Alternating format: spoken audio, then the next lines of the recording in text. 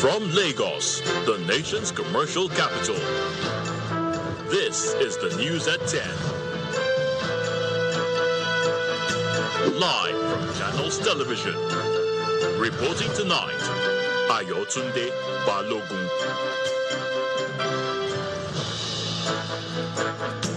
Hello and welcome. Tonight, Department of State Services files 3-count cybercrime and national security charges against former Kaduna State Governor Nasir El-Rufai. Civil society organizations and women's groups rally at the National Assembly calling for the passage of special seats for women bill.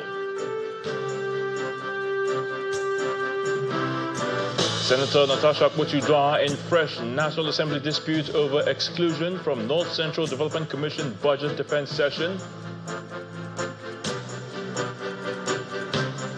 And mother of late Russian opposition figure Alexei Navalny says poisoning assessment confirms her belief he was murdered. And on business, Nigeria's headline inflation drops for 10th consecutive month, reaching 15.1% in January. On Sports News tonight, Jose Mourinho warns of a wounded and dangerous Real Madrid ahead of Champions League clash on Tuesday night. And from the nation's capital, President Bola Tinubu expresses confidence Nigeria can overcome security challenges through collective national effort.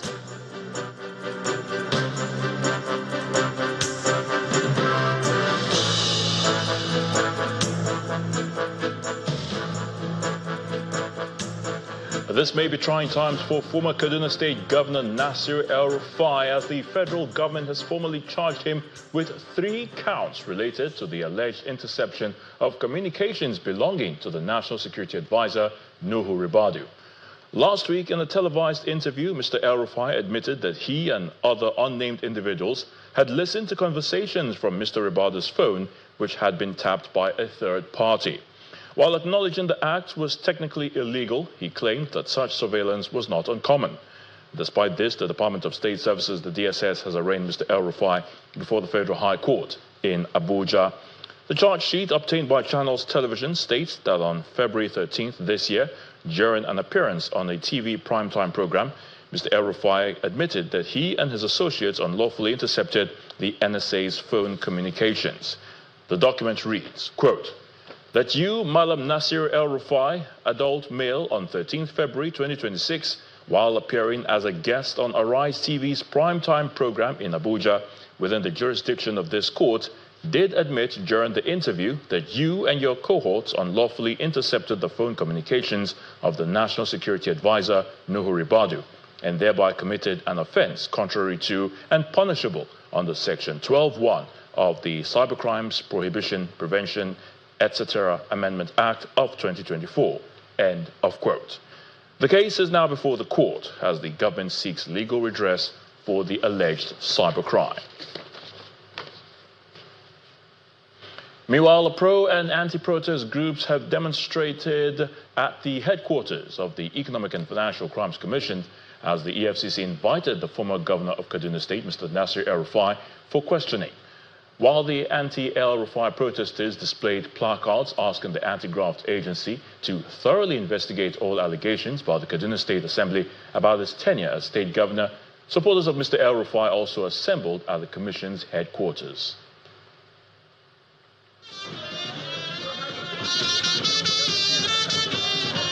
Protesters under the aegis of the Mega National Movement for Good Governance protest in front of the headquarters of the Economic and Financial Crimes Commission in Abuja.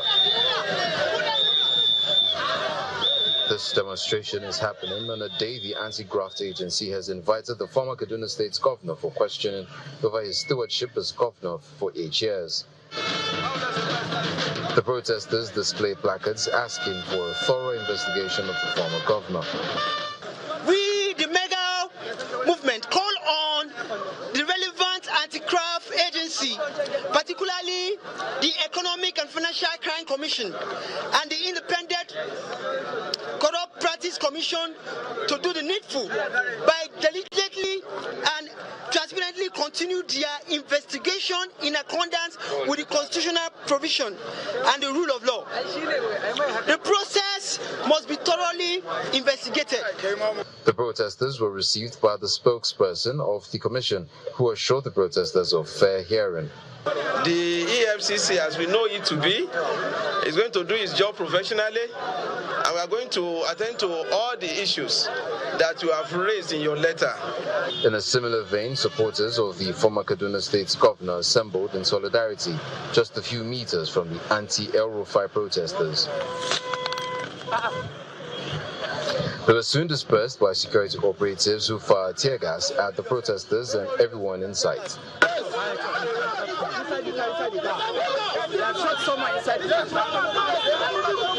Today we came here in solidarity to escort our leader, El-Rufai, who is going to honor invitation of the EFCC.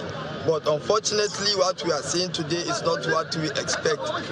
This is not the Nigeria we expect, because there is partiality. There were people who were rented, and those people were allowed to go close to the EFCC gate. Mr. El-Rufai was invited by the anti-graft agency following allegations by the Kaduna State Assembly bordering on his tenure as state's governor for 8 years. Various ruling groups today gathered at the National Assembly to urge lawmakers to pass the Special Seats for Women Bill. The Special Seats Bill seeks to amend the Constitution to create additional women-only legislative seats to address low female representation. Meanwhile, civil society organizations led by Action Aid Nigeria continue to press for the real-time electronic transmission of election results in the ongoing electoral reforms. Our correspondent, Delia Moyeni, reports.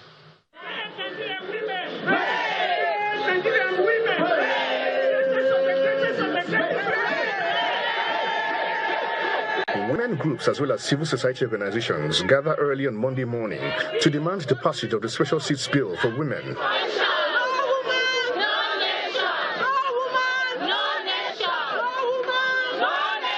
The Special Seats Bill seeks to amend the Constitution to create additional women-only legislative seats to address low female representation. The bill proposes one additional seat for women in each of the 36 states and the Federal Capital Territory, in the Senate, and at least one additional seat for women per state and the FCT in the House of Representatives. This is in addition to 3 seats in each state House of Assembly. Let's change the numbers. 4 in the Senate out of 109 is not a fair deal. Now we have, 16 for 360, and then you have 14 houses without any woman at all.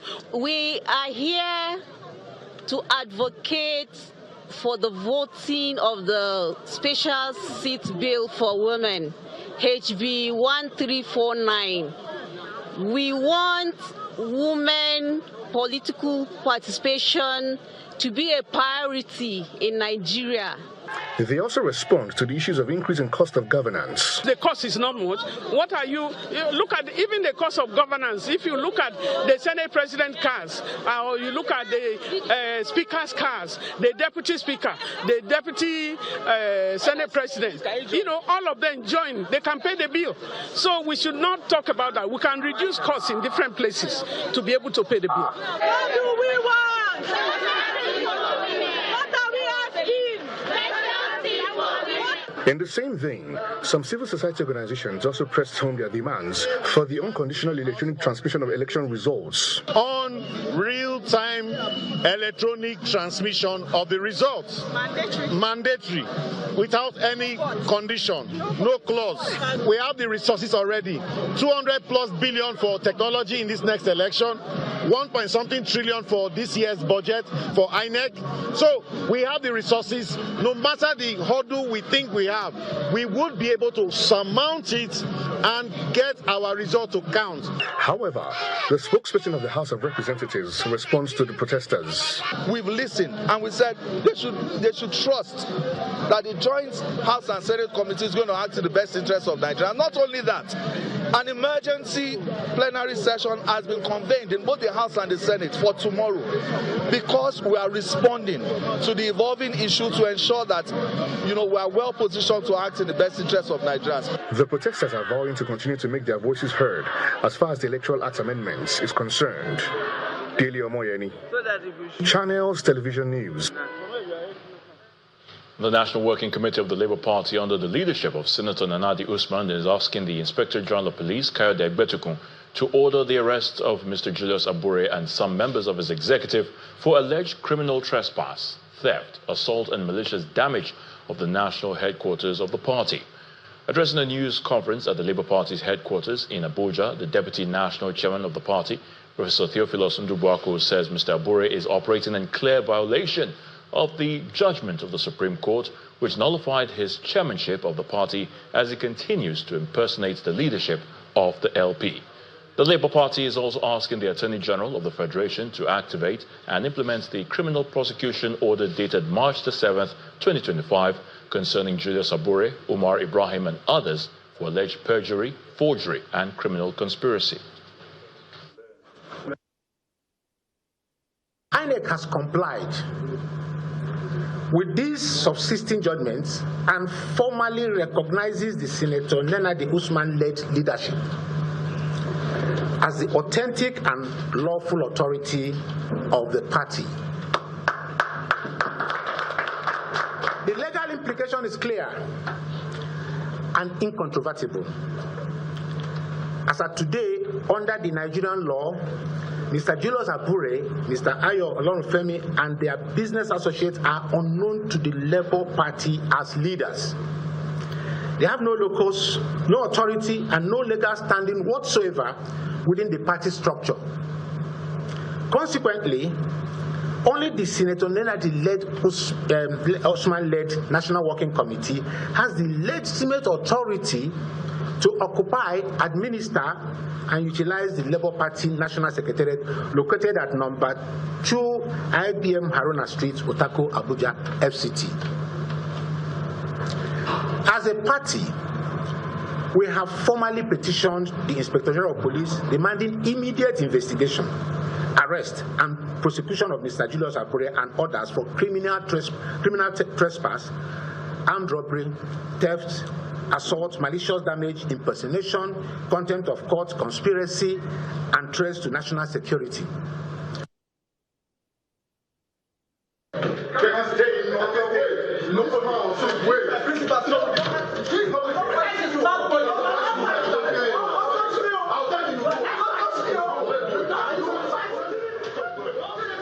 At the National Assembly, the Senate has directed the management of the North Central Development Commission to prioritize investments in agriculture and security as it implements its 2026 budget.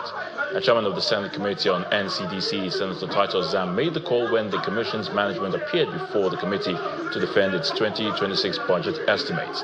The chairman at the end of the meeting, which held behind closed doors, stated that the committee had carefully reviewed all items in the estimates and found them relevant to the development needs of the North Central region.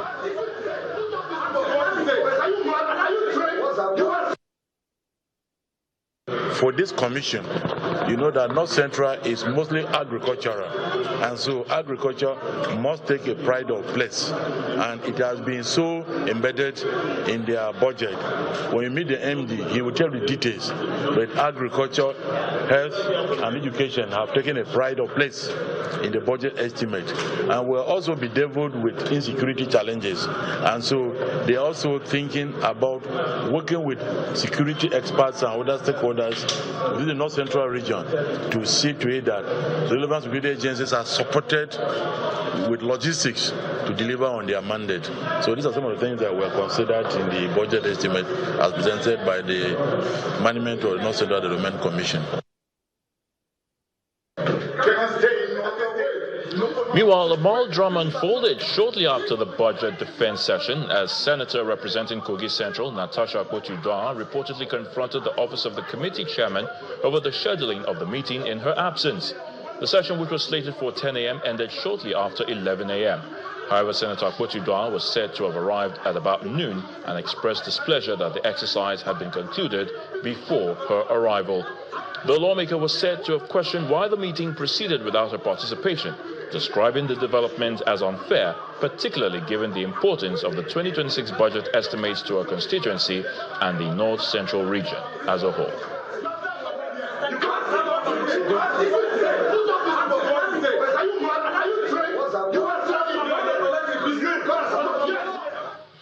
In part two, after the break, members of Miyetti Allah Cattle Breeders Association reject U.S. bill proposing to label the group as terrorists. Please stay with us.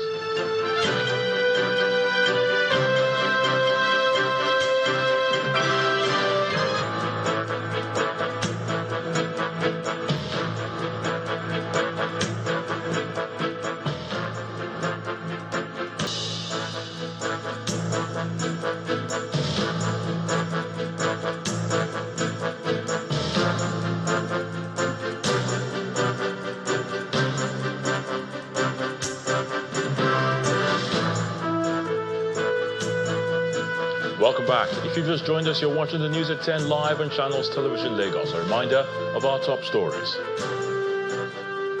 Department of State Services files 3-count cybercrime and national security charges against former Kaduna State Governor Nasir El-Rufai. Civil society organizations and women's groups rally at the National Assembly calling for the passage of the Special Seats for Women Bill. Senator Natasha Akpotudua in fresh National Assembly dispute over exclusion from North Central Development Commission budget defense session.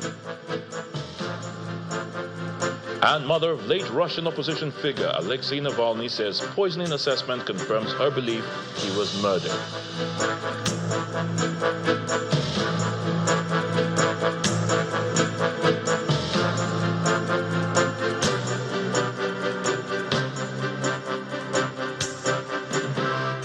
Members of the Miyetti Allah Cattle Breeders Association of Nigeria, MACBAN, have raised serious concerns about the bill before the United States Congress, which is titled H.R. 7457, Nigeria Religious Freedom and Accountability Act of 2026, describing it as legally unjust and dangerously simplistic. Addressing journalists in Abuja, members of the association reject the proposed legislation, maintaining that associating its members with terrorists and mass atrocities in Nigeria is both unfounded and injurious to the integrity of a duly registered national association. The president of the association, Mr. Othman Ngilzama, urges the president of the Senate and the Speaker of the House of Representatives to urgently initiate a diplomatic channel of engagement with the United States lawmakers to correct what they described as false insinuations.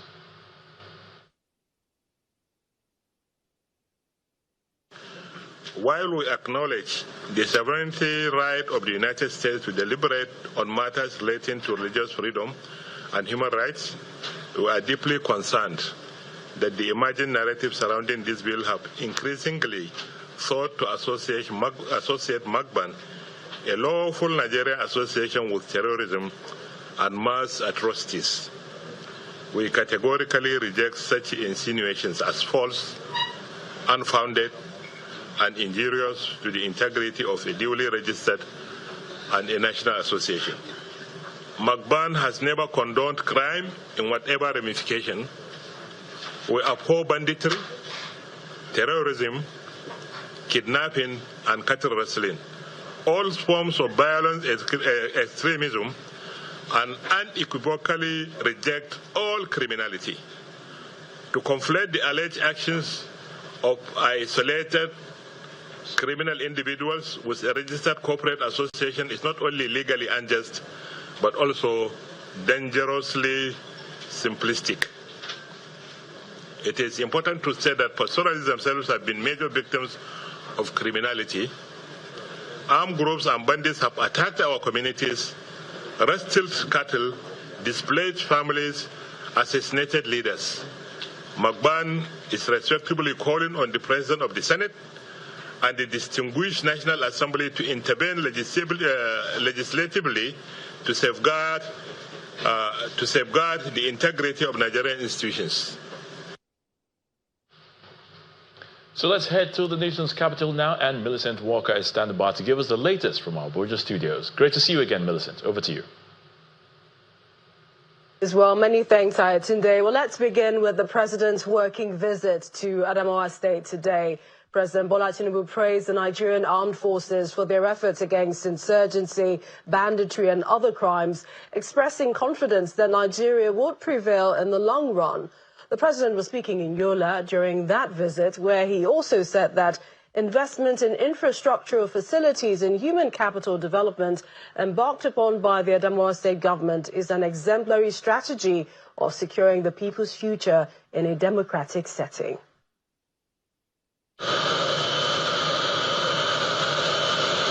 President Bola Ahmed Tinubu arrived at Mustafa International Airport, Yola, accompanied on the visit by the National Security Advisor, Nuhu Ribadu, and other top government officials.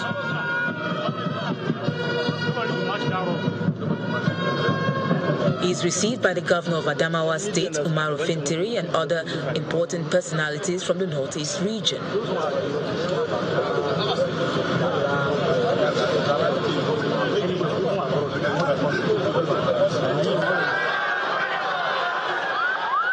The president's visit to Adamawa State is for him to inaugurate projects completed by the state government, and these include the ultra-modern model schools constructed in all the 21 local government areas of the state, the Galadima Aminu expanded dual carriageway and underpass built at a cost of 15.6 billion naira, the Yola High Court complex renovated and equipped at a cost of 5.5 billion naira, the Yola Government House and automated gate, as well as a world-class office accommodation.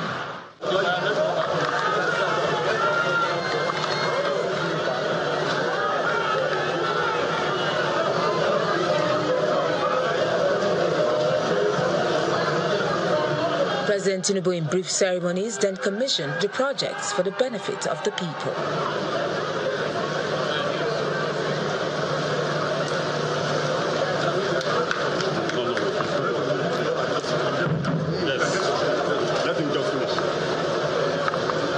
Speaking at a formal reception at the Government House, Yola, Governor Fintiri commends President Bola Tinubu for his exemplary leadership and expresses the continued support of the people of Adamawa State to his government. The hallmark of leadership is courage, Your Excellency. Your Excellency, however expensive a garment is, it only makes a sense when it is shredded with scissors and tailored to fit the body. Mr. President, you are Nigeria's best tailor. Continue to have the courage to make the toughest decision for the good of the country. Do not waver. Do not falter. Beyond politics, governance is about the people and service to fatherland. In his address, President Bola Tinubu describes the projects he has commissioned as having a direct bearing on the lives of the people. I've seen tremendous amount of renewal, commitment from you, and investment in the education of our children. And I commend your vision and commitment to development of Adamawa State. President Tinubu also commended the armed forces for standing up against insurgents, bandits, and other criminal elements, adding that with cooperation, the nation will surmount its security challenges. We are grateful to the Nigerian Armed Forces for their commitment to liberate Nigeria from banditry and insurgency. Together, we win. The high point of the event is the display of cultural heritage by some people of the state. Well, it was another visit, but this time in Kano by Vice President Kashim Shettima, who made a call-in to victims and traders affected by the devastating fire outbreak at the Singa Market, which occurred on Saturday, February the 14th this year. The Vice President was accompanied by Kano State Governor Abba Yusuf, who expressed his sympathy to those who lost goods and properties and promised a donation of 5 billion naira.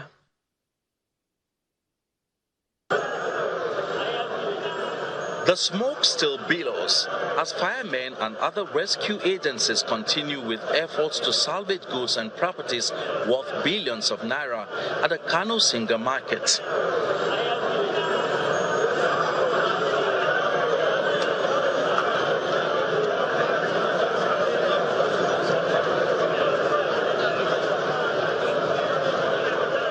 Vice President Kashim Shettima is accompanied by Governor Abba Yusuf of Kano State to commiserate with the traders and victims of the incident.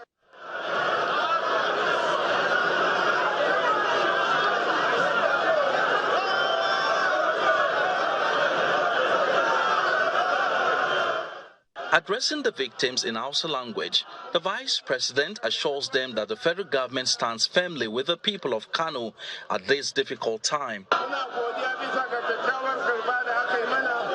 We are happy with how you have welcomed us. We express our sympathy to you all for what has happened here. May God continue to protect us. Thank you all. The incident is coming just over a week after another fire incident affected a section of the market. Governor Abba Yusuf informs the traders that the federal government is making a financial intervention for them. The president has sent Vice President Shettima to condole with you on the huge loss in Singa Market fire and pledged to support victims with 5 billion naira. In the meantime, the Controller General of the Federal Fire Service describes the inferno as a huge loss. He states that the fire service will continue to create awareness to caution people and ensure safety of lives and property in the country. A fire post must be established in this market so that there will be a prompt response, quick response to fire outbreak. As we know, every fire starts small. It starts small.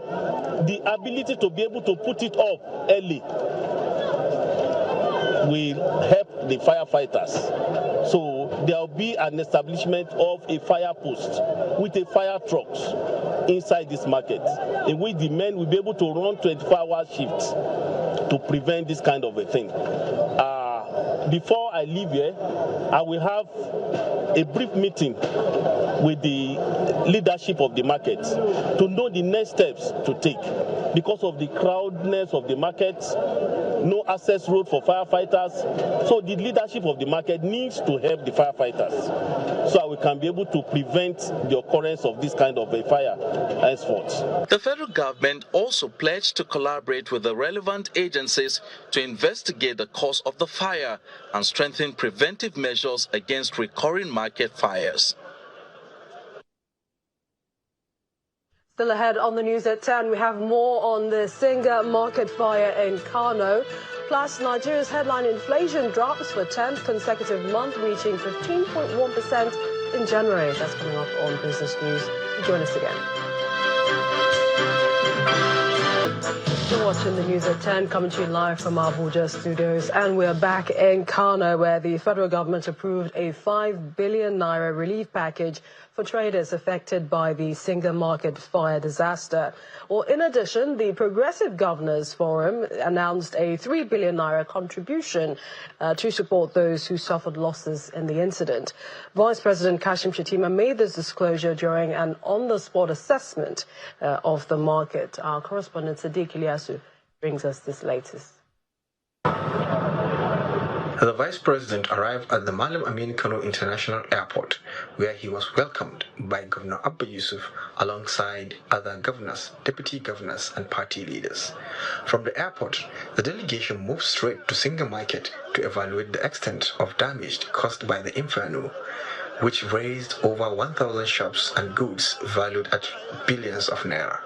The team later proceeded to the Sani Abacha Stadium, where Governor Abba Yusuf was formally received into the All Progressives Congress and presented with the party flag. As the litmus test of politics in Nigeria, whenever Kano moves, the nation moves with it. Not because of numbers alone, but because Kano is an eloquent expression of Nigeria's cosmopolitan soul. It is a state that welcomes every Nigerian, absorbs every action, accommodates every ambition and turns diversity into destiny. No matter one's partisan persuasion, no serious student from Nigeria can afford to take Kano, which is the largest state democracy in Nigeria, would put the whole local government and its people for granted. I saw the headquarters, I saw the primary schools. The schools you built, you've done excellently well. APC will give you a progressive mind and you will do more. You are welcome home. You are welcome back to the party that you rightly belong. Having said that, I want to welcome all the members of the National Assembly, all the members of the House of Assembly. Ladies and gentlemen, this single act, there is no doubt, it has increased our numerical strength of the APC in Kano State. It has increased our wide coverage. It has increased our depths. It has also consolidated our party. We assure you they are fully welcome into our party.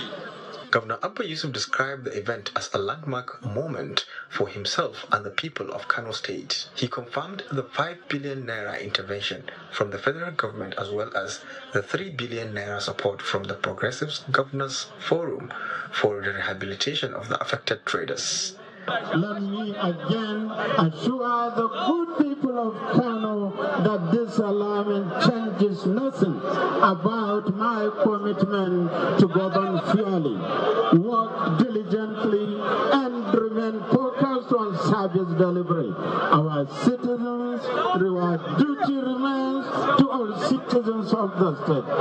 This is what gave birth to the Kano First governance philosophy. Governor Yusuf recently defected from the New Nigeria People's Party, a development that has reshaped the political landscape in the state. Residents and stakeholders express hope that the funds will provide much needed relief and enable victims to restart their businesses as quickly as possible. Sadiq Ilyasu, Channels Television News. Well, away from Kano, the Coordinating Minister of Health and Social Welfare, Professor Mohamed Pate, has described the signing of the Medipol Memorandum of Understanding as a significant step forward in delivering the administration's health sector reform agenda. Professor Pate explains that the initiative builds on the executive order signed in June 2024 by President Bola Tinubu, which provides supply-side waivers and raw materials and manufacturing and others. I think this is one more milestone in our progress on the third pillar of the health sector blueprint to unlock the healthcare value chain, and in particular in implementing what was contained in the executive order that Mr. President signed in June 2024. The executive order had provided for supply-side intervention, which is the waiver on raw materials and manufacturing, but also on the demand side for market shaping, advanced guarantees, and full procurement mechanisms.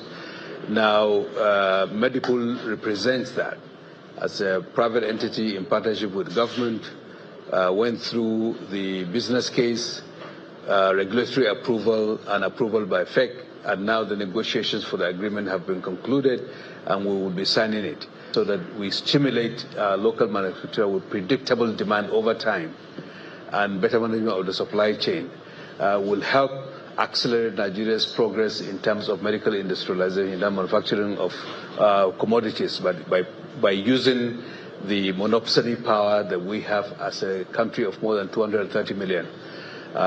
It's going to be market-based. It's essentially a service that will be tested by market parameters. To the extent that Medipol is efficient, it provides quality services to those that it's providing the service to, then it will be viable. To the extent that it is not competitive, alternatives can compete with it, because at the end of the day, market discipline is key.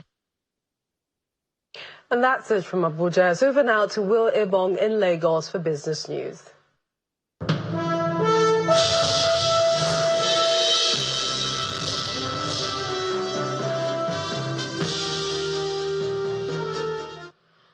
Thank you, Millicent. Now, latest data from the National Bureau of Statistics shows Nigeria's headline inflation rate slowed to 15.1% in January, down from 15.15% in December 2025, and contrary to some analyst expectations. Now, this marks the 10th consecutive month of easing price pressures. Food inflation, the largest component of the cost of living measure, fell sharply to single digits at 8.89%, driven by lower prices for staples like yams, eggs, beans, and palm oil, while core inflation stood at 17.72% in January 2026. Now, one of Africa's largest consumer goods giants, BUA Group, AD Ports Group, and Maya Group of Abu Dhabi have signed a strategic memorandum of understanding to explore collaboration in sugar refining, agro-industrial development, and integrated global logistics. The partnership aims to strengthen regional food security, support industrial diversification, and position Abu Dhabi as a hub for trade and manufacturing. The initiative will combine BUA Group's industrial and logistics expertise with Khalifa Ports infrastructure and AD Ports Group's operational experience.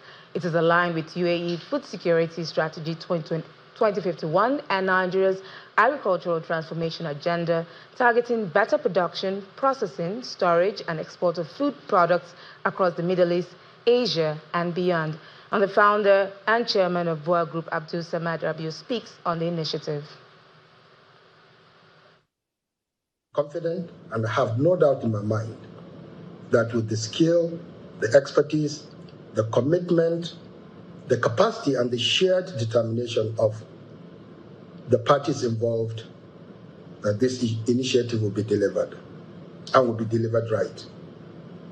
I want to sincerely thank members of the team of AD Ports Group, Maya Group, and of course, members of my team for their vision, dedication, and collaboration to realize this project. Meanwhile, President Bola Ahmed Tinubu has hailed the deal as a historic industrial and trade breakthrough, emphasizing that the partnership will create a sustainable, resilient food and logistics ecosystem benefiting both nations and supporting long-term food security objectives. And let's check in with the domestic equities market, which closed the first trading day of the week on a historic note. Ladi Williams has the details.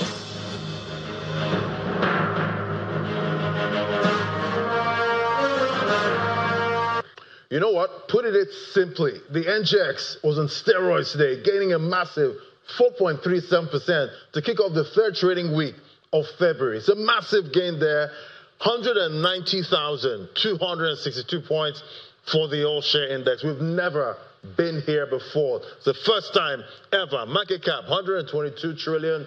We see the market gain 5 trillion naira today. Big, big number. I guess, for the sectors, the bulls can take this, as a Valentine gift, of 2026.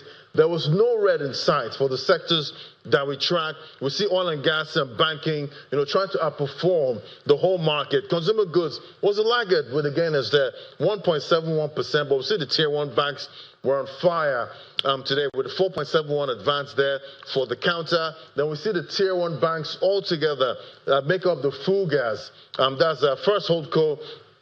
That added 0.31%.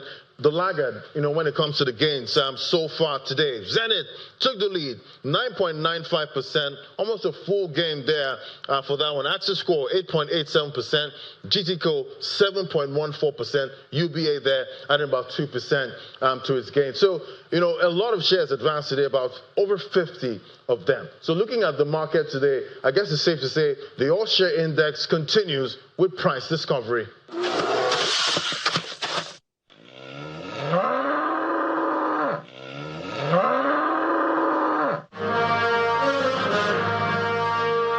Now let's see the closing numbers for other major global equities.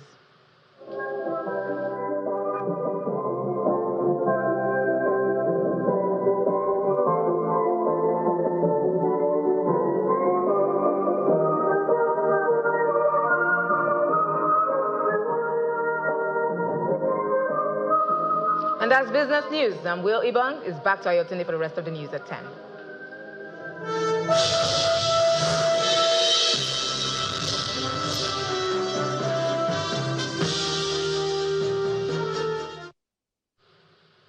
Still to come on the news at 10, mother of late Russian opposition figure Alexei Navalny says poisoning assessment confirms her belief he was murdered. That's on Around the World in 5. Please join us again. Good evening and welcome to the Channel studios here in London with your international news around the world in 5. It's been 2 weeks since our mom was taken. Savannah Guthrie has issued a plea for her 84-year-old mother's release 2 weeks after she disappeared in a suspected kidnapping, telling anyone involved that it is never too late to do the right thing. It's never too late. In her latest video appeal, the US TV anchor addresses whoever has her or knows where she is, adding that Nancy Guthrie's loved ones still have hope. It comes as investigators analyze DNA footage on a glove that they recovered. The glove being studied appears to match the one worn by a suspect who appeared in a doorbell camera footage taken the night Nancy Guthrie went missing. Authorities believe the suspect in the video kidnapped Guthrie in the early hours of the 1st of February. The FBI said that investigators recovered the glove from a field near the side of the road around 2 miles from Guthrie's home in Tucson in Arizona. Accused Bondi Beach gunman Naveed Akram has faced court for the first time 2 months after he and his father allegedly carried out Australia's worst mass shooting in almost 30 years. The 24-year-old appeared in a Sydney court for around 5 minutes via video link from prison. He faces 59 charges relating to the Bondi Beach shooting, including 15 counts of murder and 1 of committing a terrorist attack. Naveed and his father Sajid allegedly attacked a Hanukkah event at the famous beach on the 14th of December, killing 15 people and injuring more than 40. Pressure is growing on the Venezuelan interim government to free the remaining political prisoners being held in the country. A pressure group campaigning on detainees' behalf said on Sunday that it had been able to verify that 444 political prisoners had been released since US forces seized Venezuelan leader Nicolas Maduro last month. But hundreds more remain behind bars, even though the Trump administration has pressured Venezuelan officials to speed up their release. The US Department of Justice has said it has released all of the files required by the Epstein Files Transparency Act, but lawmakers have argued that the release is insufficient. A letter sent to members of US Congress on Saturday from US Attorney General Pam Bondi and her deputy said all documents held by the Department of Justice had been released. It contained a list of names appearing in the files. Kentucky Republican Representative Thomas Massie, who co-wrote the law, called for the Department of Justice to also release internal memos outlining past decisions on whether to charge Jeffrey Epstein and his associates. Millions of new files relating to the late sex offender were released by the Department of Justice earlier this month. A former energy minister in Ukraine has been detained while attempting to leave the country. German Galashenko, who was forced out of his government role last year after being among officials named in a corruption scandal, was reportedly apprehended while on a train leaving Ukraine. It is unclear where he intended to travel to. He was one of several government figures implicated in an alleged $100 million embezzlement scheme in November. The scandal threatened to engulf Ukrainian President Volodymyr Zelensky's administration, which swept to power before Russia's full-scale invasion on the promise to root out corruption. The US military has boarded a second oil tanker in the Indian Ocean after tracking it from the Caribbean Sea, where it was suspected of helping Venezuela avoid US sanctions. The boarding of the Panamanian-flagged Veronica 3 is the second such US interception in the Indian Ocean in the past week. It comes amid a US crackdown on sanctioned oil exports from Venezuela. At least 7 oil tankers have been seized by the US since last year, as the Trump administration moves to control the supply of Venezuelan oil. And Larry, the number 10 Downing Street cat, has celebrated 15 years as the chief mouser to the Cabinet Office. The milestone was acknowledged on his official X account. "I've seen off Cameron, May, Johnson, Truss and Sunak, and I'm still going strong." Only 2 Prime Ministers have ever done longer stints here, William Pitt the Younger and Sir Robert Walpole. "Bill and Bob, I'm coming for you." Larry arrived in 2011 as a rescue tabby from Battersea Dogs and Cats Home. Since then, he's never shied away from high-profile guests. Each Prime Minister under Larry claimed to be big fans, despite him getting in a few unsavoury incidents over the years in full view of the press. David Cameron was forced to put his love for the feline on the record in the Commons after rumours suggested the contrary. The rumour that somehow I don't love Larry, I do. And I have photographic evidence to prove it. Sadly, I can't take Larry with me. He belongs to the house and the staff love him very much, as do I. And that's your international news around the world in 5. Now back to the Channel studios in Lagos. Thank you, Simon. Welcome to Sports News. Jordan have lined up an international friendly against the Super Eagles of Nigeria in preparations for their 2026 FIFA World Cup. The matches will be played in Amman, the country's capital, between March the 23rd and the 31st. Benfica manager Jose Mourinho says Real Madrid will be wounded and dangerous because of their dramatic defeat against the side in the Champions League last month as the sides prepare to meet again in the competition. And Galatasaray welcomes Juventus to Istanbul on Tuesday night for the first leg of their Champions League playoff clash, with the Turkish champion looking to capitalize on a surge of domestic momentum against the Italian side. That's sports. Is back to you, Ayo. And the main news again. The Department of State Services, the DSS, has filed a 3-count cybercrime and national security charge against former Kaduna State Governor Nasir El-Rufai. The charge follows phone tapping claims made by Mr. El-Rufai in a television interview. And civil society organizations and women's groups today rallied at the National Assembly, calling for the passage of the Special Seats for Women Bill. And that's the news at 10 tonight. Thank you so much for watching. I'm Ayotunde Balogun. You have a good night.